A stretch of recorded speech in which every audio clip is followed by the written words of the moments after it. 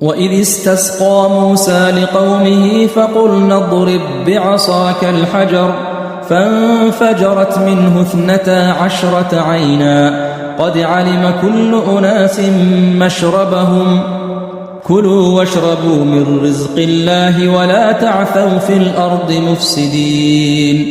اور جب پانی مانگا موسیٰ نے اپنی قوم کے واسطے تو ہم نے کہا مار اپنے عصا کو پتھر پر، سو بہہ نکلے اس میں سے 12 چشمے۔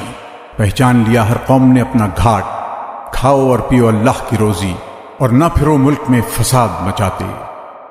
وَإِذْ قُلْتُمْ يَا مُوسَى لَن نَّصْبِرَ عَلَىٰ طَعَامٍ وَاحِدٍ